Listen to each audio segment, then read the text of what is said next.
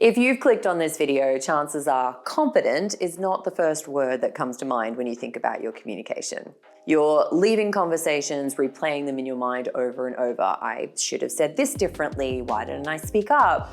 Maybe you've had that moment where you had a great idea, but you stayed quiet, and then you watched someone else say exactly the same thing 5 minutes later, only to get nods and approval. Or you know what, you're just tired of feeling like your voice doesn't carry the same weight as everyone else's does in meetings. I'm Tanya Andrews, and over the past decade, I have helped hundreds of early career women from dozens of companies across industries like construction, mining, energy, and tech find their voice and fast-track their careers. And if workplace communication feels hard or awkward or like you're constantly second-guessing yourself, rest assured, it's not just you. What I'm about to share with you comes from real conversations with real women facing these exact challenges every single day. Not to mention 2 decades of my own firsthand experience. This isn't just about saying things out loud. This is about being heard, understood, and actually respected when you speak up. Here's what I know to be true. Communication is a skill. It's not a personality trait. It's not reserved for extroverts or smooth talkers, I promise. They've learnt how to do it, just like you can. It's something you can practice, refine, and get better at over time. And when you do, tangible things really start to shift. You start building credibility and influence faster. You're going to reduce misunderstandings and really reduce that workplace friction that happens. Opportunities start opening up, like promotions or interesting projects. You get that visibility with senior leadership. And perhaps most importantly, people really start trusting your judgment more quickly, which is especially crucial when you are early in your career. But here's the thing. This skill is genuinely hard to master. We're not taught how to communicate effectively in professional environments. Workplaces are full of so many competing priorities. You've got unclear expectations, you've got complex power dynamics, and everyone's communicating based on their own assumptions, stress levels, preferences. Now, if you're an early career woman in a male-dominated industry, all of this gets significantly more complicated. First, you're still figuring out how the working world actually works. You haven't had that time or exposure to people and interactions to just shape out your communication kind of decoding system. And then second, being a woman in a male-dominated space adds on layers that a lot of people don't see. You're not just navigating the job, but you're navigating how you are heard, or if you're understood, or even taken seriously. Long-standing biases can mean that your input is already being second-guessed, or your grasp of complexities are being underestimated. And because attention and influence often flow more easily toward people who are like the decision makers, you can find yourself constantly working to kind of prove that credibility, and you're walking that tightrope of being assertive but not aggressive, confident but not too much. And thirdly, generational gaps add another layer. You're communicating with people who are older than you and more than likely expect, different communication styles, maybe more formal or more traditional, which then makes you kind of overthink your tone or your word choice or even your right to speak up at all. So the result is that you're going to probably fall into one of two extremes. You'll either go into panic and stay silent, and that means that you're going to miss out on important opportunities to contribute. Or you fall into what I call prove yourself mode, which is that over-explaining, over-justifying, trying to be perfect so you can earn that credibility that everyone else just seems to be getting automatically. So I don't think it's going to come as any surprise to you that there are complexities behind workplace communication we can't fully unpack in 10 minutes. It's not just what you say, but when you say it, how you say it, to whom you say it, what are the circumstances. There's context. How do you know what information is important and to whom? What do you include? What do you leave out? So on and so forth. Then there's that internal landscape, so your confidence levels, that imposter syndrome or fear of judgment. And then there's the external landscape. That's the culture of your team or the communication styles of everyone else, that level of psychological safety that you have in your workplace. But here's what I also know. There are some very solid starting points that can make an immediate difference to your communication at work. And that's what we're going to focus on here.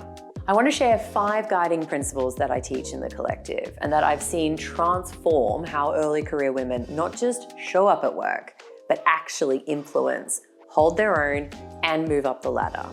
First, context is power. Don't just dive into requests or feedback, set the scene.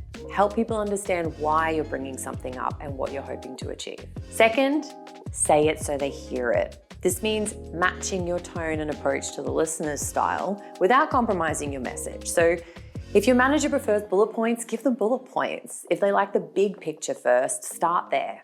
Thirdly, questions make you sharper. Asking questions is not a weakness. It's how you fill the gaps in your understanding. The more you know, the clearer and more effective your communication is going to be. Fourth, use structure. This one is huge. Instead of rambling or just hoping people are following your train of thought, use a simple framework. Here's what I'm seeing, here's why it matters, and this is what I suggest. And fifth, pause beats panic. Take a beat and a breath if you can manage it before you respond or speak, especially when you're under pressure. That pause gives you a moment to find your words instead of just reacting. Now, I'm not going to unpack all 5 of these right now, but I do want to walk you through how to apply that 4th principle using structure, because it's one of the fastest ways to sound more confident and be taken seriously without needing to sort of raise your voice or prove yourself. Here's what I want you to try before your next important meeting or maybe a one-on-one. I call it the prep backwards, deliver forward strategy. Step 1, we're going to prep backwards. Take a couple of minutes to map out your message in reverse. We start with, what are you asking for or proposing? What's the outcome or the action that you're hoping for? Then, why are you suggesting this? Why does it matter for the team or the project, the client, or even you? And then finally, what led you here? What were you seeing or hearing or experiencing that prompted this thought or this idea? Step 2, deliver forwards. When it's time to speak, you use the structure out loud. So, what I'm noticing is this. Just share those observations or facts you identified. It's important because, and explain that relevance or that impact. Therefore, I'd like to propose, say your ask or your idea or that outcome that you want. So to put that into a real example, what I'm noticing is we're getting conflicting feedback from the client each week. This is important because it's starting to delay delivery and it's confusing the team. So I'd like to propose we set up a 15-minute check-in with the client every Monday so we can stay aligned. You see how that lands differently than just kind of coming in and saying, the client keeps changing their mind and it's really frustrating. And I'll be honest, this is a strategy I use every single day. Even after years of doing this work, assertive conversations can get me a little bit stressed or on edge if I'm not prepared. The difference now is that I've mastered these tools that actually work, and I lean on them each time that I feel like I'm coming into that wobble. That's why this is so valuable for you to start doing right now. You don't need to overhaul your personality or become someone you're not. You just need tools that work for you and that confidence to use them. So, let's recap what we've covered today. Communication is a skill, not a personality trait. It gets easier with practice, structure, and self-awareness. And you don't need to be perfect. You just need to be clear, direct, and as kind as you can. Those 5 principles we talked about: context is power, say it so they hear it, questions make you sharper, use structure, and pause beats panic.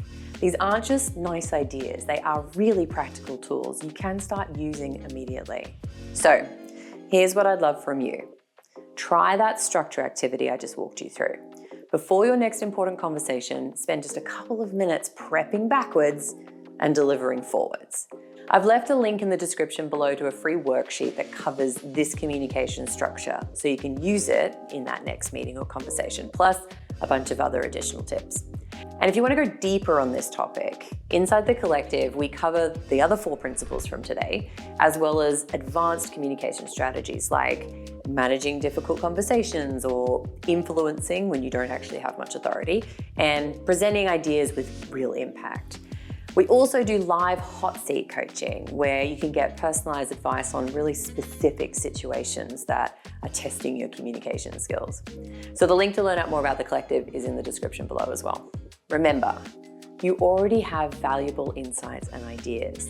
The goal isn't to change who you are, it's to give you the tools to share those insights in a way that gets heard, understood, and respected. You've got this.